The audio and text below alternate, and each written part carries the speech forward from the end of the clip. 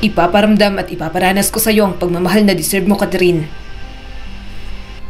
At kahit hindi man ikaw ang babaeng pinaplano nila sa akin, ikaw ang iuuwi ko sa amin. Ikaw ang pipiliin ko. Ikaw lang. Marahang bulong ng binata at hinigpitan ang pagkakayakap nito sa dalaga. Walang gustong lumabas na mga salita sa bibig ni Ellen kung hindi mga hikbi dahil sa wakas may taong pipiliin na siyang mahalin.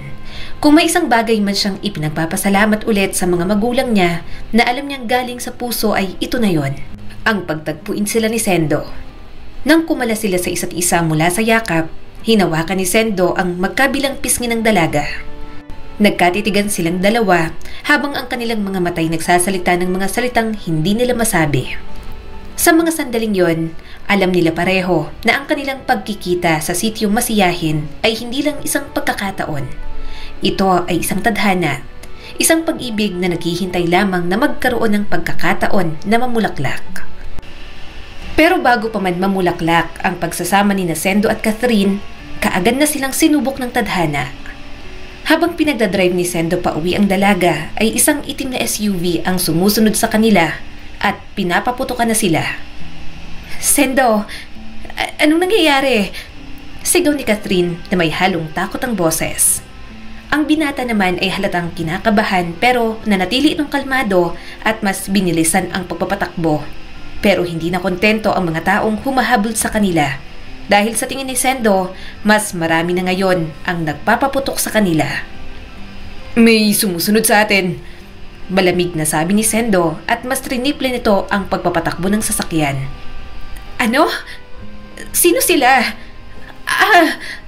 Sigaw ni Catherine nang natamaan sila ng bala. Napamura naman si Sendo at pilit kumakawala sa mga taong humahabol sa kanila. Hindi alam ng binata kung sino-sino ang mga ito, pero ang alam niya kung bakit sila nito hinahabol at kung sino ang pakay ng mga ito, walang iba kundi si Catherine. Bago pa man makasagot si Sendo kay Catherine, isang nakakabinging putok ang tumama sa kotse nila, kasabay ng pagkawala ng preno at pagkahulog ng sasakyan sa isang bangin. Mabilis na lumipas ang 2 taon mula nang mangyari ang aksidenteng iyon. Maagang nagising si Catherine para magsaing sana. Isang preskong hangin ang tumama sa kanyang mukha nang buksan niya ang mga bintana ng kanilang munting kubo.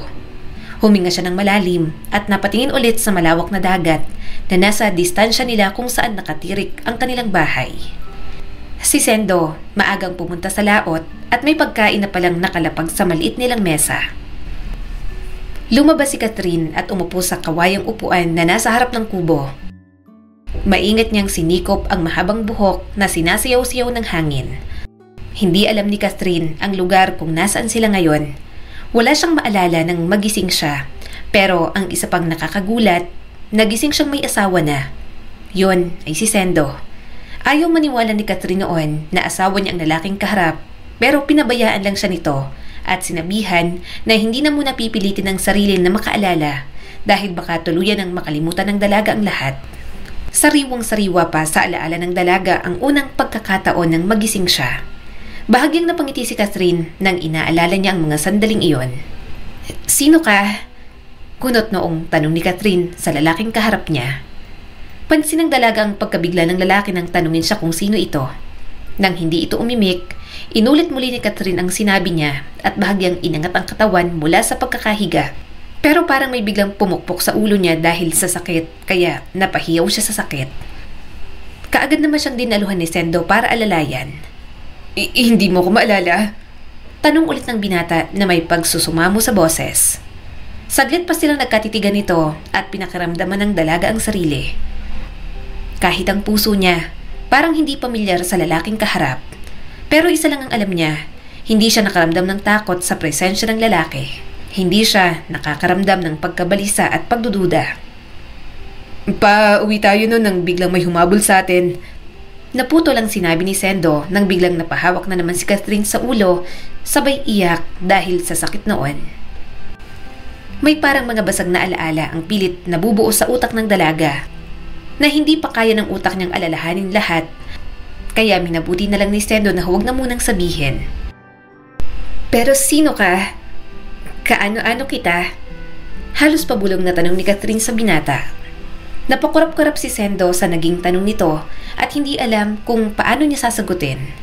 Bahagyang napabuntong hininga si Sendo, sabay hawak sa magkabilang kamay ng dalaga. Asawa mo ko.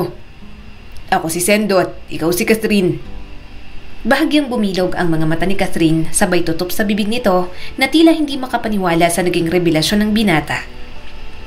Talaga? Asawa kong napakagwapong lalaki na nasa harap ko ngayon? Sigaw ng utak ni Catherine at hindi pa rin makapaniwala. Dahil din sa revelasyong iyon, nawalan ulit siya ng malay. Bahagyang natawa naman si Catherine habang nagbabalik tanaw sa mga pangyayaring iyon nang bigla na lang may tumikhim sa harap niya. Kaagad din naman niyang inangat ang tingin at napagtanto niyang dumating na pala ang kanyang asawa. Marahan niyang ipinilig ang ulo nang makitang pinagkunutan siya ng noo ni Sendo na para bang nagtatanong kung anong nangyayari at bakit siya nakangiti. Parang maganda yata ang gising mo. May bahid ng ngiti na tanong ni Sendo kay Catherine.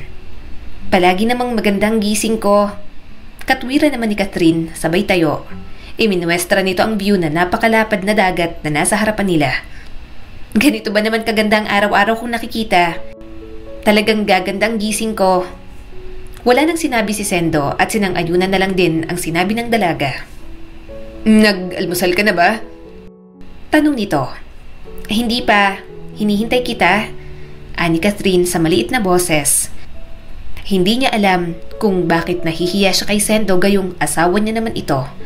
Umaakto siyang parang isang bagong dalagang nakikipag-usap sa high school crush niya. Buti hindi ka pa gutom. Taas kilay na tanong ni Sendo habang may maliit na ngiting nakasilay sa mga labi nito. Hindi naman. Nasa na pala yung mga huli mong isda? Pag-iba ni Catherine sa kanilang usapan dahil parang tumagal ang pagtitig sa kanya ni Sendo. Nahihiya siya rito. Sana hindi nito napansin ang pagpula ng kanyang magkabilang pisngi. Nasa karga ni Mang Emil. Idadaan nila yung ibang parte ko rito at ang iba naman ay i-deliver sa palengke. Sagot ni Sendo at bahagya ng inakay si Catherine sa loob ng bahay nila. Pinanood ni Catherine si Sendo na inaayos ang sarili. Ang mga gamit nito sa panghuli ng isda ay maingat nitong inilagay sa mga lagayan. Nang hinubad ni Sendo ang basang t-shirt, kaagad iniwas ni Catherine ang mga mata, sabay tikhim. Asawa mo naman yung Catherine, bakit ka ba naiilang? Sigaw na naman ng utak ni Catherine. Dahan-dahan niyang ibinalik ang mga mata kay Sendo. Inayos na nito ang lamesa at inihanda na rin ang mga plato at kutsara. Araw-araw ay ganoon ang eksena nilang mag-asawa. At kahit nga sinabi nito na mag-asawa na sila, hindi pa kailanman naranasan nilang matulog ng magkatabi. Hindi naman sa nais ng dalaga na ganoon sila ni Sendo pero hindi ba'y ganoon naman talaga kung mag-asawa? Bahagyang ikiniling ng dalaga ang ulo sa naisip. Catherine, ayos ka lang ba? May masakit ba sa'yo? Isang nag-aalalang boses ni Sendo ang nakapagpabalik katinuan sa dalaga. Ayos lang ako. May sumagi lang sa isipan ko. Sagot naman ni Catherine, sabay tayo para makapag-agahan na rin. Huwag mo munang pilitin ang sarili mong makaalala. Makakapaghintay naman ako. Makahulog ang sabi ni Sendo, sabay sandok ng kanin para ilagay sa plato niya. Mas naging seryoso ng mukha nito at mukhang may malalim na ring iniisip. Sorry, hindi ko lang mapigilang isipin kung anong klaseng asawa ko sa'yo noon. Kung mabuti ba akong asawa o baka naman pasaway. Tumabi si Catherine kay Sendo nang sinabi niya iyon.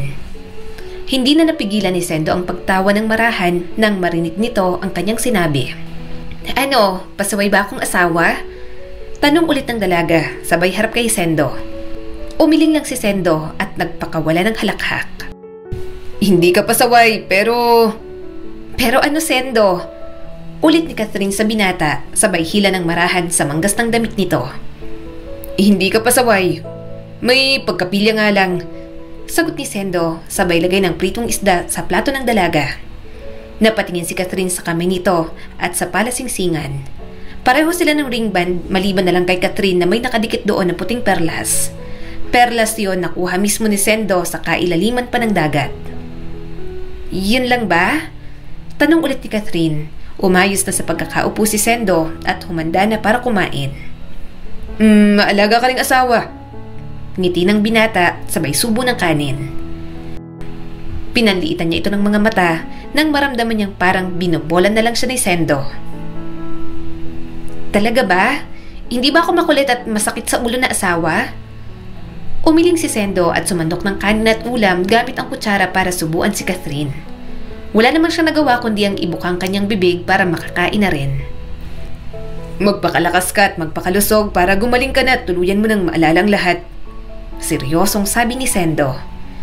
2 beses na mamalaot si Sendo kasama si Mang Emil sa isang araw.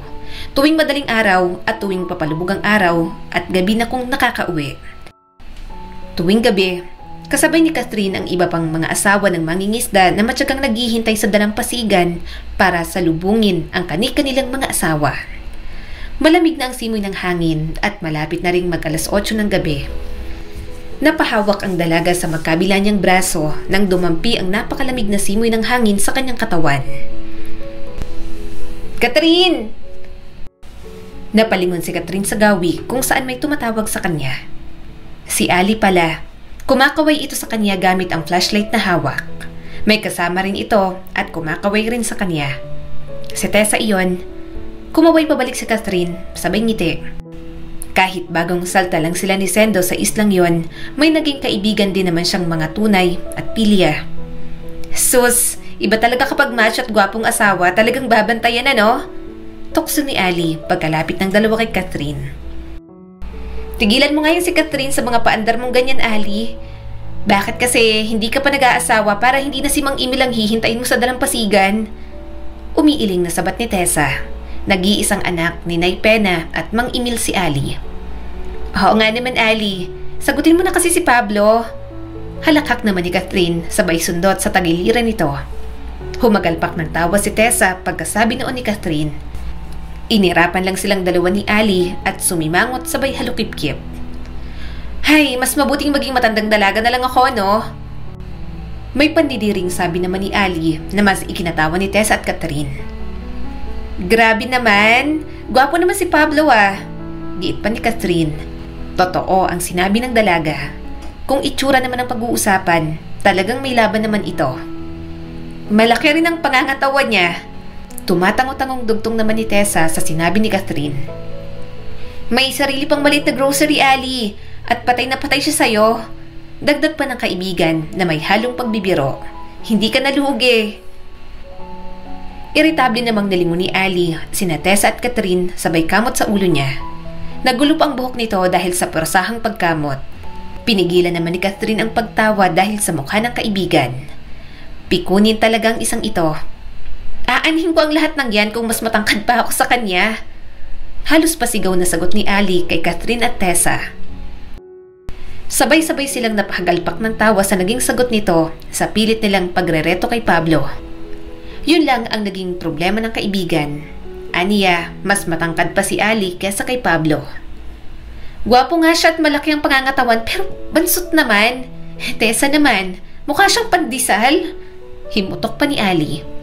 Mas umingay ang tawanan nilang magkakaibigan dahil sa revelasyong iyon. Humupa lang ang tawanan nilang tatlo nang namataan nilang papalapit na ang mga tao na kani-kanina lang nilang hinihintay. Malayo pa lang si Sendo, nahahalata na ni Catherine na pagod na ito. Unti-unting nawala ang ngisi sa labi ng dalaga nang magtagpo ang mga mata nila. Tay! Tawag ni Ali sa tatay nito sabay kuha sa fishnet na bitbit. Sinalubong na rin ni Tess ang asawa nito, sabay bigay ng towel na dala. Humigpit ang pagkakahawak ni Catherine sa tuwalya na dala nang tuluyan ang nakalapit si Sendo. Tara na. Nagluto ako ng hapunan. Yaya ni Catherine at hindi alam kung paano nga ba niya ibibigay ang towel na dala niya, gayong may bitbit itong balde at fishnet. Nagluto ka? Manghanglingon ni Sendo sa kanya. Bahagyang napangiti ang dalaga sa sinabi ni Sendo. Bakit? Simula ba nung mag-asawa na tayo hindi na ako nagluluto? Nakatingalang lingon ni Catherine sa kanyang asawa. Marahang humalakhak si Sendo sa naging tanong niya. Saglit itong nagbalik tanaw noong mga panahon na nasa sityo masiyahin pa sila. Palaging nagdadala ng ulam si Catherine sa kanyang apartment tuwing gabi, kaya minsan kapag nag-grocery si Sendo, namimili na rin siya para kay Catherine. Masarap magluto ang dalaga lalo na kapag sinigang na baboy. Palagi mo kong ipinagluluto. Mahinang sagot ni Sendo. Parang may mainit na palad ang humaplos sa puso ng dalaga pagkarinig nun. Mukhang nagsasabi ng totoo si Sendo, lalo na't nahalata ng dalaga na parang kumislap ang mga mata nito kani-kanina lang na tila may naaalala. Hindi maganda ang kondisyon ng dagat kinabukasan, kaya nasa bahay si Sendo at nagsisibak ng kahoy. Nagsali ng tubig si Catherine sa baso at lumabas ng bahay para ibigay kay Sendo ang tubig. Katatapos lang nilang magtanghalian, pero ang hangin ay parang panggabi. Senyales na hindi nga maganda ang panahon. Parang may bagyong paparating. May bagyo ba? Tanong ni Catherine kay Sendo sabay bigay sa basong naglalaman ng tubig. Kaagad naman siyang nilingon ng kanyang asawa sabay kuha sa baso. Hindi ako sigurado.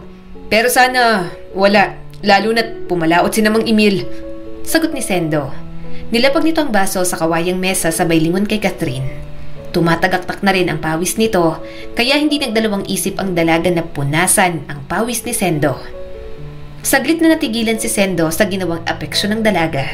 Seryoso lang siyang nakatitig sa maamang mukha ng dalaga habang maingat nitong pinupunasan ang pawis sa kanyang mukha. Nang magtama ang kanilang mga mata, parang tumigil din sa paggalaw ang anumang mga bagay sa paligid nila. Gustong-gusto na kitang maalala, Sendo. Naiinip na ako. Gusto ko nang maalala kung paano tayo nagkakilala, paano mo ako nagustuhan at minahal. Bulong ni Catherine, may luha na ring nagbabadya sa mga mata ng dalaga habang nakatitig rito. Ewan ko kung bakit pero parang ikaw lang ang gusto kong maalala. Kahit gusto ko ring maalala kung sino ang mga magulang natin at kung anong klaseng pamilya ang meron tayo, parang ayoko nang maalala. Masama ba akong klase ng tao? Gumagaralgal ang boses ng dalaga kasabay noon ang pagpatak ng mga luha nito. Kaagad naman siyang niyakap ni Sendo sabay halik sa kanyang sentido. Hindi ka masamang anak at lalong hindi ka masamang tao. May mga bagay lang noon na masyado kang nasaktan. Kaya may nararamdaman ka sigurong ganyan. Naiintindihan kita, Catherine. Huwag ka mag-alala. Aabot din tayo sa panahong maaalala mo na rin ang lahat. Para na rin mapanatag ka. Papalubog ng araw nang biglang may kumatok sa pintuan nila. Si Catherine na sanang magbubukas noon pero naunahan na siya ni Sendo. Sendo, pare! Masayang bungad ni Robert pagkabukas ng pintuan. Oh, pare, napadalaw ka. Tanong ni Sendo. Galing kami ni Tessa sa bayan. Namili at dinaanan ko lang kayo rito para sana imbitahan. May kaunting salo-salo mamaya sa bahay dahil kaarawan ng junior ko. Punta kayo ni Catherine. Imbita ng panauhin. Tumayo si Catherine para makita ang bisita. Kaagad naman itong ngumiti nang makita siya. Magandang hapon, Catherine. Aasahan ko kayong dalawa mamaya Lalo na si Tessa dahil aasahan talaga niyang makakapunta ka. Tumango naman si Catherine. Sige Robert, maraming salamat sa pag-imbita. Bahagyang umiling si Robert sabay wagayway ng kamay nito. Sus, maliit na bagay. Balik na ako, basta mamaya, Sendo. Paalam ng kaibigan. Sige pare, mag-ingat kayo ni Tessa pa uwi. Sabi naman ni Sendo. Humikap si Catherine habang nagsusuklay ng buhok. Kaka-alas 7 pa lang ng gabi pero parang inaantok na siya. Pansin niyang nakatingin si Sendo sa gawin niya kaya nilingon niya ito. Inaantok ka na ba? Gusto mo bang matulog na lang at hindi na tumuloy kina Robert? Maingat na tanong ni Sendo. Nakabihis na rin ito ng disente. Isang plain na puting may kalumaan na t-shirt at green na sweatpants ang suot ng binata. Habang si Catherine naman, suot ang kulay baby blue na dress. Nilugay na lang din niya ang mahabang buhok para bumagay sa suot niyang bestida. Marahan siyang umiling at lumabas na sa silid. Pagod lang siguro siya dahil gumawa siya ng mini garden at nagtanim na rin ng iilang gulay. Parang tumataas na rin kasi ang presyo ng gulay kaya mas mabuting magtanim na lang siya. Sa una lang naman matrabaho ang paggawa ng garden at pagtatanim kaya ginawa na lang din niya. Tinulungan naman siya ni Sendo sa paggawa noon dahil kung hindi, baka kanina pa siya tulog dahil sa pagod. Hindi, pupunta tayo lalo na't inaasahan din tayo ng mag-asawa. Isa pa, miss ko na rin si Milo. Nakangiting ani ng dalaga nang maalala ang anak ni na Robert at Tessa. Okay, sige, sabi mo eh. Sendo, Catherine, masayang bati ni Tessa nang makarating sila sa bahay nito. Medyo marami na rin ang mga tao naroon at masayang nagsasalo-salo. Akala ko hindi na kayo makakapunta. Akay ni Tessa kay Catherine sa isang sulok ng bahay kung saan nagtitipon ang mga babae. Si Sendo naman, inakbayan ni Robert para dalhin din kung nasaan ang mga lalaking nagtitipon-tipon. Matitiis ko bang hindi pa unlakan ng imbitasyon? Sagot naman ni Catherine. Sabi na malakas ako sa'yo. Sundot ni Tessa sa pagiliran ng dalaga. Sabay silang nagtawanan at nagpahila lang si Catherine kung saan. Medyo nakainom na rin ang kaibigan dahil namumula na ang buong mukha nito. Nang namataan naman nila si Ali, mas lalo sila nitong hinila sa grupo. OMG, sa wakas dumating ng Diyosa. Anunsyo naman ni Ali. Medyo napalakas pa yata ang pag-anunsyo nito dahil napalingon ang grupo ni na Robert sa kanila. Saglit pang nagtagpo ang mga mata ni na Sendo at Catherine nang malingunan din sila nito.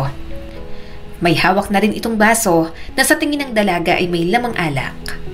Oops, hihiramin muna namin tong asawa mo, Sendo. Paalam ni Tessa sa binata at tuluyan na nga itong dinala sa pagtitipon ng kababaihan. Teka, umiinom ka ba? Parang wala sa mukha mong umiinom eh. Baling ni Tessa kay Catherine nang inabutan ito ni Ali ng baso na may lamang alak.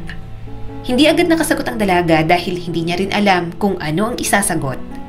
Tanging si Sendo lang ang makakasagot ng katanungang iyon. Basta hindi lang gaanong matapang, sagot na lang ni Catherine. Ayos, beer lang naman to, hindi kagaya nung kina Robert. Mas matatapang na alak yung sa kanila. Pero kumain ka na muna, mamaya na yung alak. Ani Tessa sabay ambang pupunta ng kusina para ikuha si Catherine ng pagkain. Nilingon nito ang isa pa nilang kaibigan. Oh, wag mo munang painumin si Catherine ha. Naku, lagot talaga kayo kay Sendo. Banta nito kay Ali. Nagtawanan na lang sila at masayang nag-uusap. Palalim na ng palalim ang gabi at halos mga lasing na rin ang mga nagiinuman. Wala sa sariling napalingon si Catherine sa gawin ni na Sendo. Nang magtama ang kanilang mga mata, kaagad iniwas ng dalaga ang tingin, kasabay noon namula ang kanyang magkabilang pisngi. Grabe, kung makaasta ka naman dyan, Catherine. Parang hindi mo asawa yung nakatinginan mo ha. Pangaral ng kanyang utak. Bahagyang ipinilig ni Catherine ang ulo at nag-focus na lang sa mga kaibigan na ang lalakas na ng boses at tawanan dahil sa kalasingan.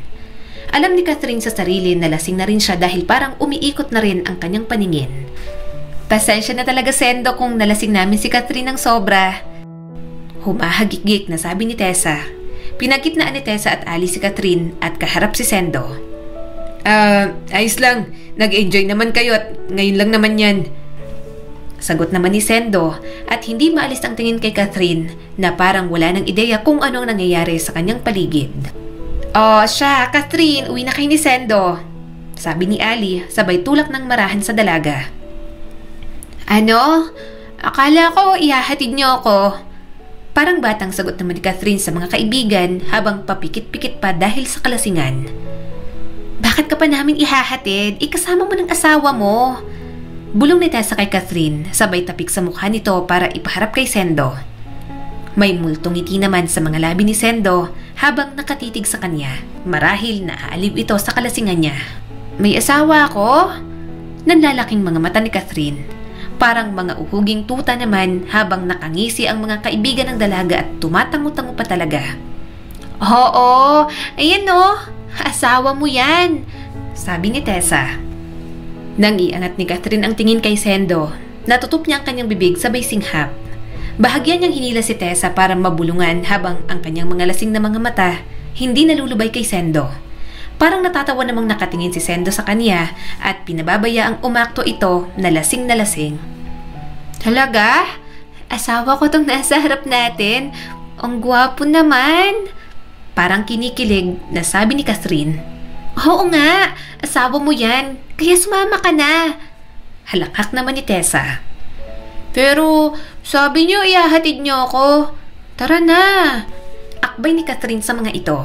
Pero dahil sa kalasingan, natumba ang tatlo at bumagsak diretso sa buhanginan. Nakalimutan nilang nasa labas na pala sila ng bahay. Tahimik na napamura si Robert nang makitang magkakaibigan na napasusub na sa buhanginan. Tawa naman sila ng tawa at parang wala ng planong magsibangon. Sendo, awatin na natin tong tatlo at baka umagahin tayo rito. Kamot-ulong sabi ni Robert. Masuyo namang dinampot ni Sendo si Catherine na parang lantang gulay na dahil sa kalasingan. Nang hawak na ng binata ang dalaga, saglit niya itong tinitigan. Talaga bang asawa kita? Tumatawang sabi pa ni Catherine. Hindi alam ni Sendo kung tatanguhan niya ba ang dalaga o tatawanan dahil sa kalasingan nito. Panigurado kinabukasan kapag isasalaysay ni Sendo kung ano ang inakto at pinagsasabi ni Catherine, mahihiya ito ng sobra. Dahil kaunting distansya lang naman ang layo ng bahay ng mag-asawang Robert at Tessa mula sa kanila, napagpasya nilang marahan na lang maglakad nang sa gayon makalanghap sila ng sariwang hangin mula sa dalampasigan. Maingat na naglalakad ang dalawa at tahimik na pinagmamasdan ng paligid. Napakapayapa at tanging ingay lang ng alon ang kanilang naririnig. "Sendo?" Marahang tawag ng dalaga. Bahagya silang tumigil sa paglalakad at hinarap ang isa't isa. Namumungay ang mga mata ng dalaga habang nakatitig kay Sendo at ang klaseng titig naman na binibigay ni Sendo ay nagpapapanatag sa kanya. "Bakit kahit hindi kita maalala, ramdam kong mahal na mahal kita? O baka hindi ako sa dating alaala ko makapit? Mahal kita sa ganitong kalagayan ko. Minahal kita ulit, Sendo. Sana hindi ka mainip. Sana hindi ka mapagod." Gumagaral-galang boses na sabi ni Catherine at unti-unti nang pumatak ang kanyang mga luha. Hindi niya rin maintindihan ang mga emosyon niya o kahit ang mga pinagsasasabi niya. Siguro kay tagal niya nang kinikimkim ang lahat at ngayon niya lang ito napalabas dahil na rin sa tagal at hindi alam kung papaano. Buti na lang at lasing siya kaya napapalabas niya ang anumang emosyon na kinikimkim niya sa matagal na panahon. Kaagad naman siyang niyakap ni Sendo, sabay halik sa kanyang noo para kumalma. "Mahal din kita, Catherine. Mahal na mahal at hindi ako napapagod sa'yo. Hindi rin ako naiinip." Marahang sabi ni Sendo, sabay pisil sa magkabilang pisngi ni Catherine. Pwede ba akong magtanong?" "Oo naman. Ano ba yun?" "Totoo bang isa ka lang simpleng tao at magsasakat mangingisda?" Bulong ni Catherine. Saglit silang nagkatitigan bago sumagot si Sendo. "Ang totoo niyan, hindi." "Anong klaseng buhay ang meron ka?" "Catherine." Kagad umiling ang dalaga. Alam niyang iniisip ng binata.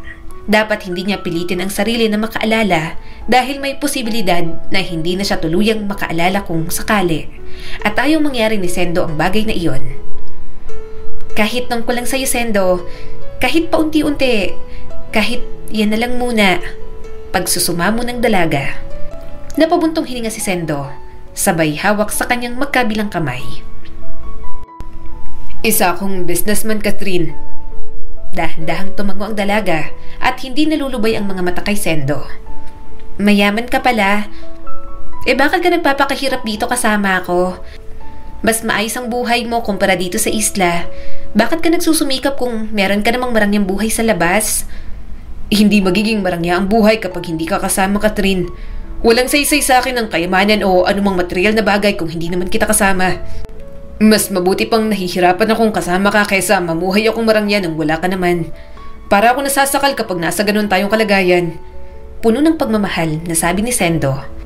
Wala sa sariling tumingkayad si Catherine upang abutin ang mukha ni Sendo para mahalikan ito sa mga labi. Natigilan si Sendo dahil sa gulat, pero sa huli ay pumikit na lang din at dinama ang halik ni Catherine. Napabalikwas mula sa pagkakahiga si Catherine dahil sa sakit ng ulo at anumang panaginip. Napailing siya, hindi yun panaginip. Parang mga alaala niya yon na pilit pumapasok sa utak niya. Napahawak siya sa kanyang ulo at napalingalinga sa paligid. Wala na si Sendo at 3:00 na pala ng madaling araw. Kakaalis lang siguro para pumalaot. Nang hindi niya na napigilan ang sarili, humiyaw na siya dahil sa sakit. May parang senaryo ang pumasok sa utak niya na parang isang dalaga na nakikipagtalo sa kanyang mga magulang. Humiyaw ulit si Catherine, sabay iyak at nagpagulong-gulong sa kama. Kulang na lang iuntog niya ang ulo sa kahoy para mawala ang sakit. Sunod na namang pumasok sa utak niya ang pagsakay sa isang bus habang may isang alay na kumakaway sa kanya habang dahan-dahan ang umaalis ang bus at nakatanaw lang ito sa bintana. "Ah!" Sigaw ni Catherine, kasabay ng pagsigaw niya ay ang pagbagsak ng malakas na ulan. Parang nabaling sandali ang sakit na nararamdaman niya nang maalala na umalis si Sendo para pumalaot.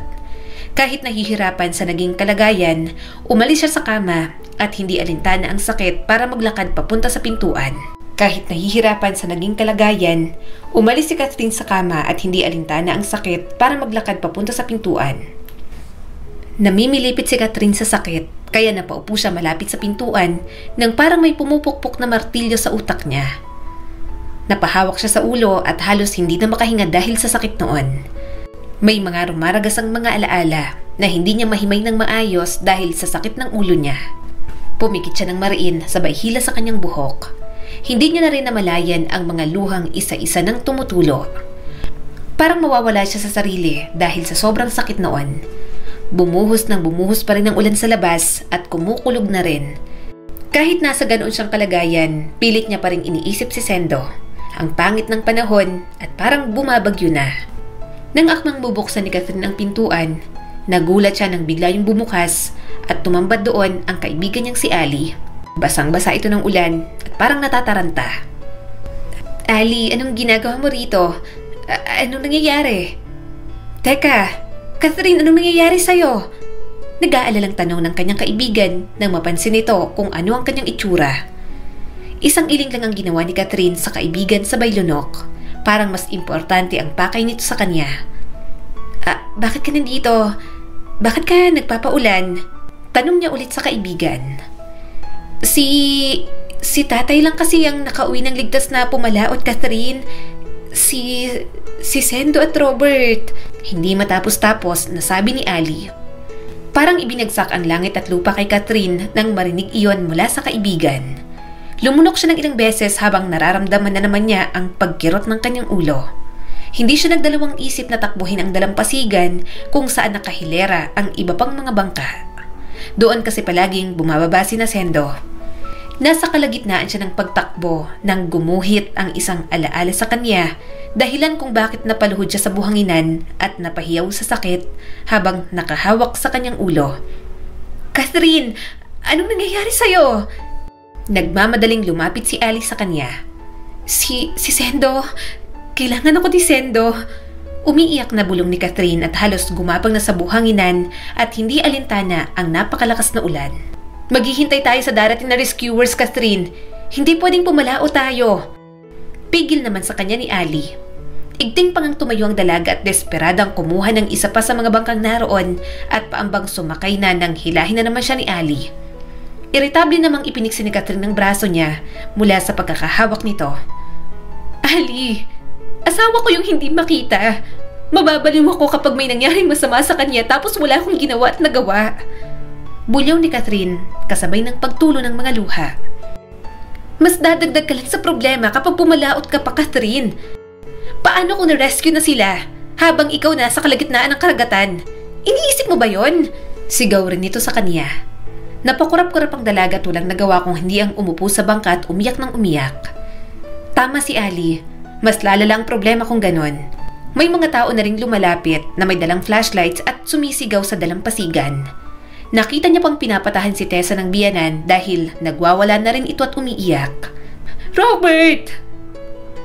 Hysterical na sigaw ni Tessa sa asawa nang makitang akay ito ng mga rescuer. Parang tinambol ang puso niya nang makitang may isa pang walang malay na dala ang mga ito. Dali-daling tumakbo si Catherine sa kung nasaan ang nagkukumpulan. Mas lumakas ang ulan at kulog, pati na rin ang simoy ng hangin pero hindi na yon alintana. Nang makumpirma ni Catherine na katawan ngayon ni Sendo, walang tigil ang luha niya sa pagpatak. Sendo! Umiiyak na tawag ni Catherine sa binata. Nanginginig siya hindi dahil sa lamig, kung hindi dahil sa kalagayan ngayon ng kanyang asawa. Wala itong malay at mukhang kanina pa nilalamig ang mukha at katawan ni Sendo. Kaagad bumalot ang takot sa buong pagkatao ni Catherine nang hindi ito kumikibo sa mga tawag at yugyug niya. Sendo! Gumising ka! Gumising ka, parang awa mo na! Humahagulgol na sabi ni Catherine. Parahan niyang niyakap ang binata at natatarantang itinapat ang tenga niya sa dibdib nito. Gusto niyang malaman kung may pintig pa ba iyon. Subalit wala siyang maramdaman. Wala rin siyang marinig na kahit ano.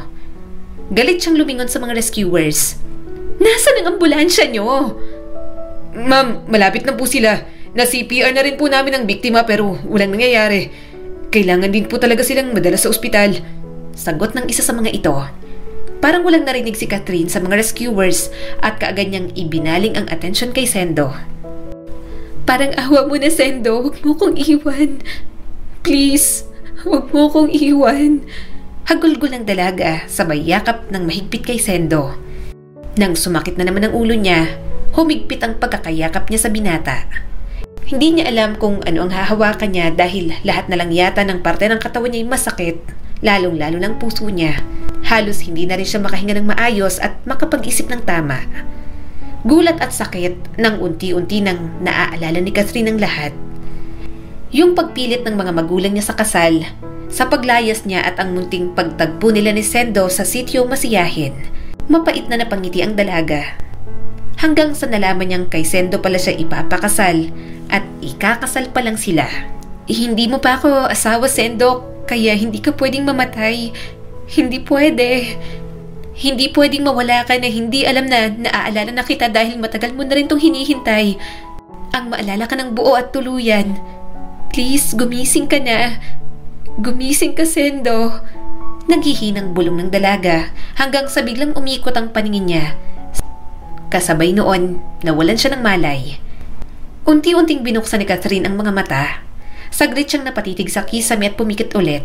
Lumingon siya kung saan nakatayo ang isang nurse at inaayos ang dextrose niya. Ma'am, gising na ho ang pasyente. Malakas na sabi ng nurse. Napapikit si Catherine nang may marahang humawak sa kanyang kamay. Dahan-dahan siyang nagmulat ng mga mata at pilit inaalala ang huling nangyari at bakit nasa ospital na siya. Nang maalala niya si Sendo, kaagad siyang nabuhayan at babangon na sana pero bigla siyang pinigilan ng ginang. Catherine, anak, tawag ng may kaidaran ng babae. Saglit natigilan si Catherine at tumitig sa babaeng nasa harap niya ngayon. Nang mapagtanto niya kung sino ang nasa harapan niya ngayon, hindi niya na napigilang maging emosyonal. Mami? Kaagad siyang niyakap ng ginang. Titig na titig rin ito sa kanya. 2 taon na rin ang nakalipas simula noong aksidente. Hindi na siya nakita nito mula noon at halos hindi na rin siya mawala sa isip ng ginang, lalo na't hindi pa sila nagkakaayos at masama pa ang loob bago sila nagkahiwalay. Kahit gusto nilang bisitahin si Catherine noon sa isla, ipinagkatiwala nila kay Sendo ang dalaga at walang pwedeng makakaalam kung nasaan ang dalawa. Lalo na at may mga sindikatong naghahabol sa kanila. Mga taong nautangan ng milyones ng mami niya sa pagkakasino. Anak, bago niyo po ako kausapin, gusto ko lang sanang itanong kung nasan si Sendo at kamusta na po siya. Nanginginig na tanong ng dalaga. Kanina pa siya hindi mapakali at kating-kati nang bumangon sa hospital bed. Nasa katabing room lang si Sendo at nasa maayos ng kalagayan, anak. Huwag kang mag-alala. Masuyong sagot ng kanyang ina. Nang marinig niyang balita ay unti-unting nawala ang kaba na kanina niya pang tinitiis. Ikaw lang po ba? Nasaan po si Daddy? Tanong ni Catherine sa ina. Nakita niya kung paanong nag-iba ang ekspresyon ng kanyang ina na tila ba hindi nito inaasahang hahanapin ng dalaga ang tatay nito. Kita sa mukha ng ginang ang pagdadalawang isip na sagutin ang tanong na yon, pero kalaunan, napabuntong hininga ito at naglakas loob na harapin siya. Anak, tsaka na tayo mag-usap sa mga bagay-bagay kapag maayos na talagang nararamdaman mo. Kaagad umiling si Catherine bilang pagputol sa iba pang sasabihin ng kanyang ina. Maayos na po ako, Mommy. Nasaan po si Daddy at bakit hindi niyo po siya kasama? Saglit pa siyang tinitigan ng mami niya bago ito yumuko at humagulgol sa pag-iyak. Magulo man ang utak ng dalaga, parang alam niya na kung bakit ganito na lang ang inaakto ng kanyang ina. Anak, nasaan si Daddy, Mommy? Hindi na napigilan ni Catherine ang sarili at tumaas na rin ang kanyang boses. Wala nang Daddy mo. Anak, wala na siya. Naghihinang bulong ng kanyang ina. Umawang ang bibig ni Catherine sabay patak ng kanyang mga luha.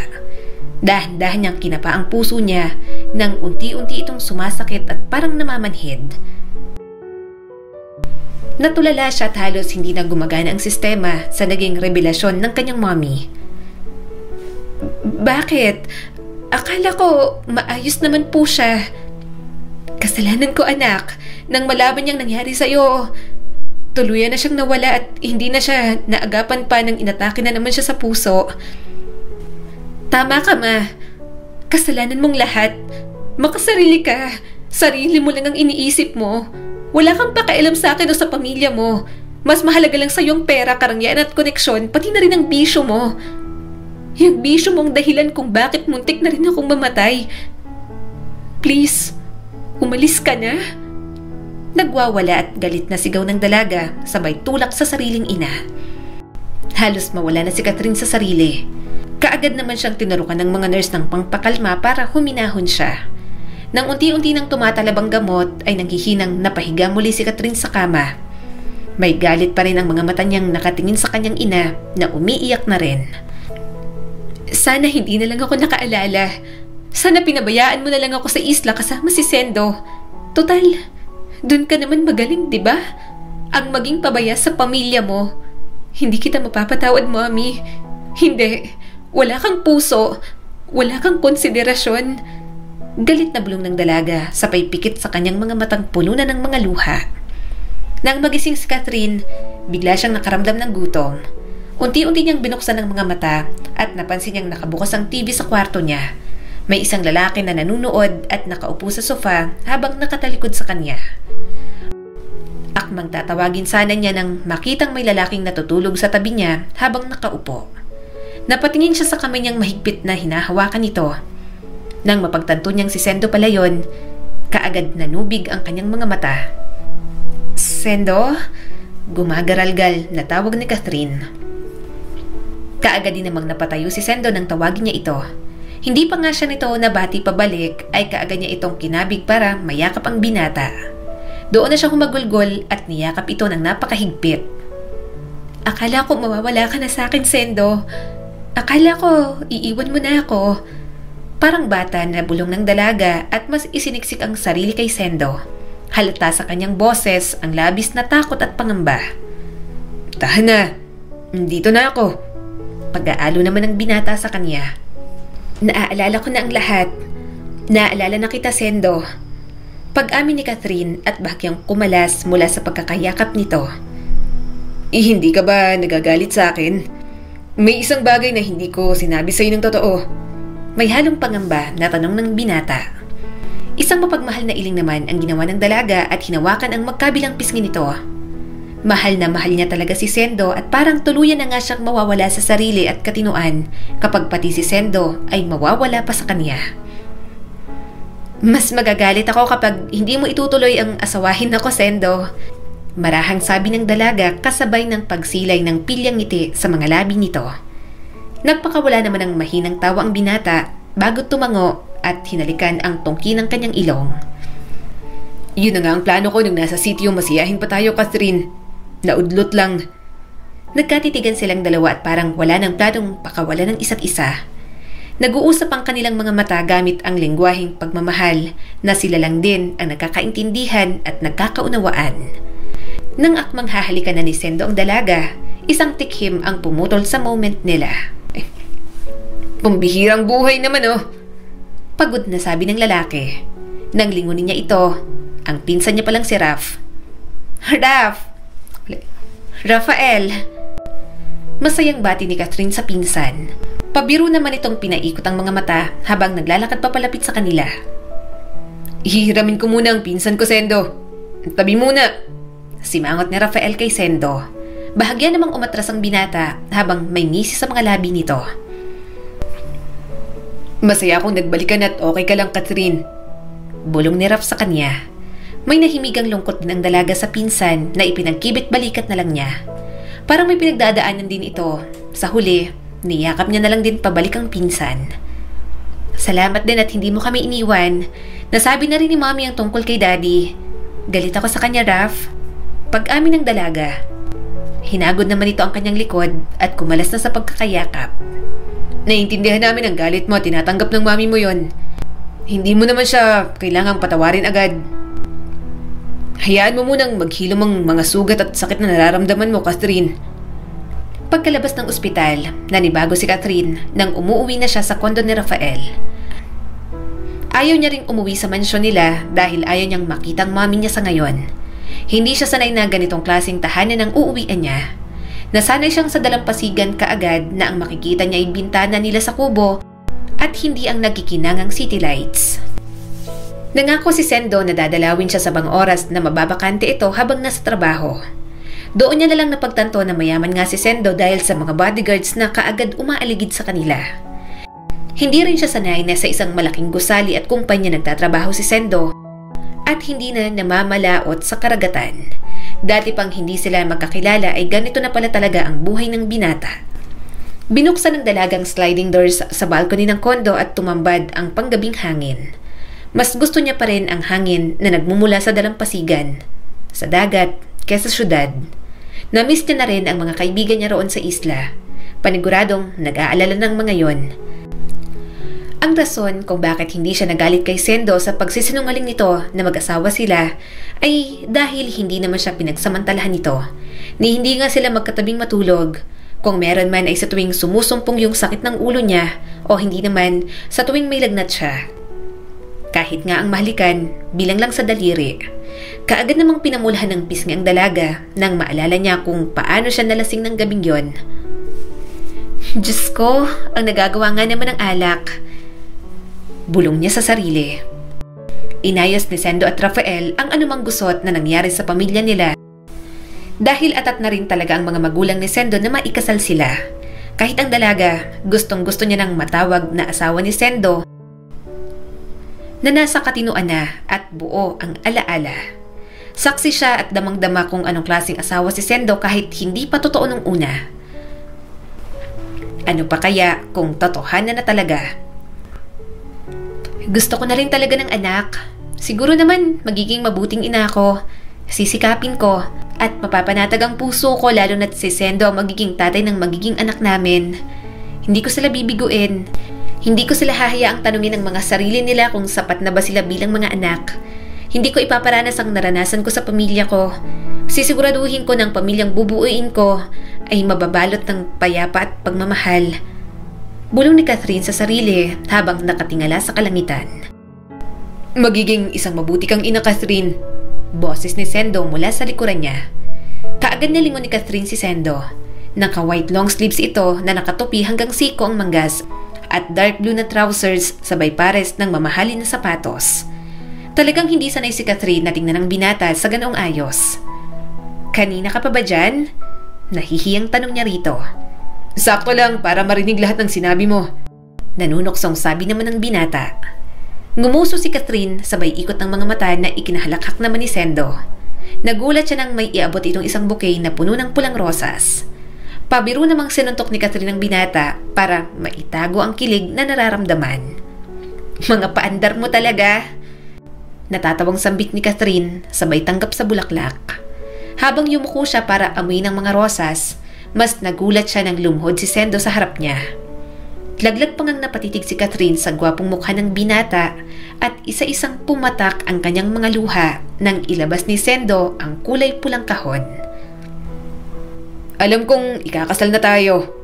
Pero ayokong isipin mong ikakasal ka sa taong hindi ka naman tinanong kung gusto mo bang ipapakasal sa kanya o hindi. Kaya, panimula ni Sendo. Catherine Ellen Salvatore, gaya ng sinabi mo, magiging mabuti akong asawa at ama ng magiging anak natin. At salamat dahil nakikita mo at kinukonsidera mo akong ganong klaseng tao. That means you trust and love me and it is an honor to be considered that kind of man. Now, as I am bending my knees in front of you, I want you to be my wife and the mother of our children. Gusto kong ikaw ang makikita at makakasama ko sa araw-araw. Ikaw ang gusto kong kasama sa mainit at malamig na panahon, sa hirap man at ginhawa.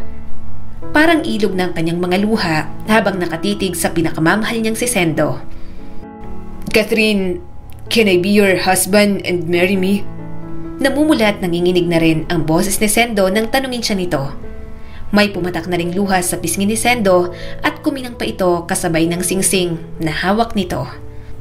Oo naman, Sendo, sagot niya kaagad. Mabilis na tumayo ang binata sabay siil ng halik sa labi ng dalaga.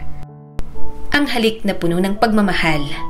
Kasabay noon, inilagay ni Sendo ang singsing sa daliri ni Catherine. Nasa ganoong sitwasyon sila nang biglang may nagsulputang magagandang fireworks sa kalangitan. Doon lang naputol ang paghahalikan nilang dalawa. Maraming salamat sa lahat, Sendo. Maraming salamat. Maluha-luhan na sabi ni Catherine. Alam ng binata kung anong ibig sabihin ng dalaga, kaya wala na siyang ibang ginawa kundi ang yakapin ito ng mahigpit. Saan mo gustong ikasal? Tanong pa ni Sendo. Gusto ko sana kung saan tayo unang nagkita. Gusto ko din yan. Ewan ko ba? Gusto ko rin yung mga gusto mo. Ewan ko ba? Gusto ko rin yung mga gusto mo. Sagot naman ni Sendo. Bahagyang tumawa si Catherine. Tapos, gusto kong manirahan sa isla. Ayos lang ba sa'yo? Sambit ng dalaga, sabay tingala kay Sendo. Nagkatitigan sila. Nang tanguhan siya ni Sendo, mas lalong lumundag sa saya ang puso ni Catherine. Alam kong gusto mong mamuhay ng simple at payapa, at yun ang ibibigay ko sa'yo, Catherine.